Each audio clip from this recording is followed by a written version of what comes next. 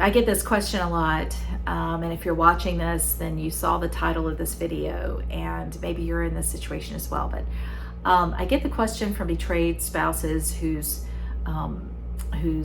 wayward spouse has just chosen to ghost the affair partner.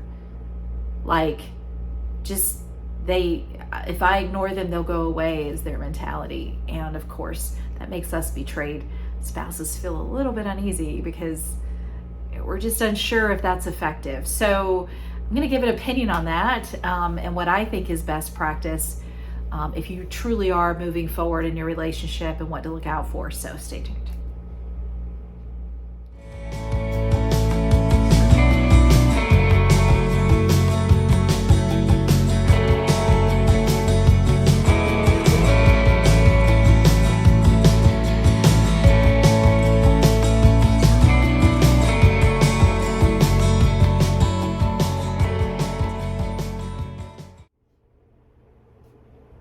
All right, so ghosting the affair partner.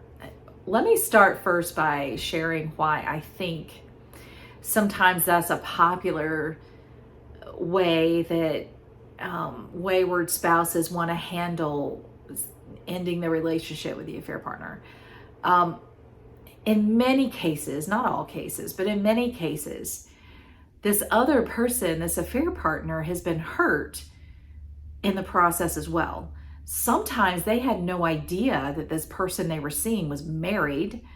So they've been hurt, or they knew they were married, but they've been told that they were leaving their spouse, or we're going to live happily ever after, or we're separated, or whatever. So the person who's had an affair understands pretty clearly that they have not only hurt their spouse, but they've also hurt this other person deeply. And because they feel so incredibly guilty, and because maybe this is a situation where they probably never have to see that person, maybe it's a long distance relationship or whatever, they think, okay, well, I'll just ghost them. I'll just block them and ghost them, and then they'll get the message. That way I don't have to have that really, really, really hard conversation with them. They'll just get the hint and move on. They'll get mad at me and move on. And the relationship can end without me having to actually end the relationship. Now, I know those of you watching who are betrayed spouses are thinking, oh, that's so cowardly. I suppose you can see it that way. But they may think that's the way to go. I've got 20-something-year-old kids, and ghosting is a thing. It's a thing. So if your spouse has done this, they have ghosted the affair partner, and they keep trying to assure you that this is the best way to do it. Don't worry. They'll, once they don't hear back from me, the relationship will just end. It's just better this way. I just don't want to deal with it, whatever. And you're feeling uncomfortable. First of all, I want to validate your discomfort, because if I were in your shoes, here's how I would be feeling.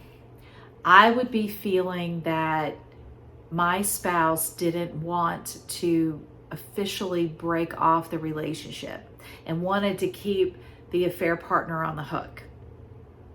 Even if my spouse was telling me that's the opposite of what they were doing, that's how it would feel to me. So I understand how uncomfortable it may seem.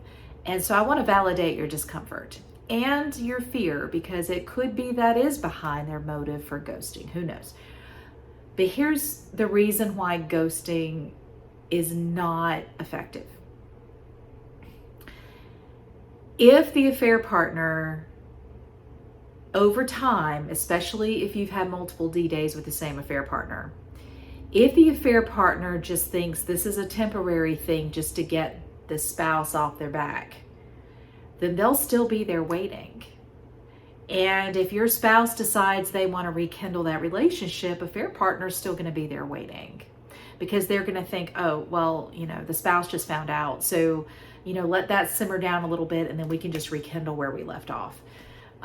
What has to happen in a scenario when you find out about the affair, what has to happen is not only no contact with the affair partner, But the spouse who's having the affair has to end the relationship, has to make it clear to the affair partner that this relationship is over and do not contact me again.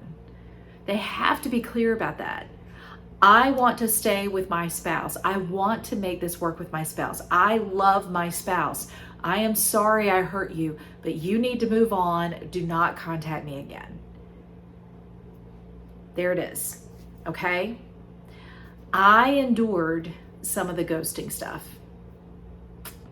And I had multiple D-days. You have every reason to feel uncomfortable with the ghosting. It is important that the relationship ends, not by just assuming it's over because they're not responding to text. But our spouse who's had the affair has got to be willing to end that relationship and to prove it to us that they're done with that relationship and they're ready to focus on the marriage. I know it's hard. If you're watching this and you're a wayward spouse, I know it's hard. Listen, I empathize. I know that must be really, really hard because you know you've hurt another person in addition to your spouse and your family. But the only way to allow that affair partner to move on with their lives is to end the relationship. It's going to hurt a lot worse if you just ghost them. It's the right thing to do for both parties. It's the right thing to do for the affair partner if you actually cared about them. And it's the right thing to do for your marriage if you care about your marriage. Is to just get that courage ready to go and lean in and end the relationship. So no. I don't think ghosting is really the way to go. That is my personal opinion, of course, and I think I'm backed up by I'm sure some counselors who watch this may agree. But so I would recommend that if you're in that situation and you're a wayward spouse, please consider breaking it off officially for the sake of the other person and for your marriage and for your spouse. If you're a betrayed spouse and your significant other is just ghosting, maybe have them watch this video, maybe encourage them and tell them that's a hard boundary for you. That's an option as well. But no, it's really not a healthy way to move forward in your marriage, and it's not a healthy way to end the relationship with the affair partner. Okay, that's my opinion. I'm sticking to it. That's my thought on that. That's what I would advise any of my clients. And if you're looking for a coach to walk this journey with you, I have a link right below where you can have a free consultation with me. I would love to talk with you and see if coaching is a good fit. And there's zero obligation, and I have some freebies below as well as a link to my Facebook group. And I do hope you'll check that out as well.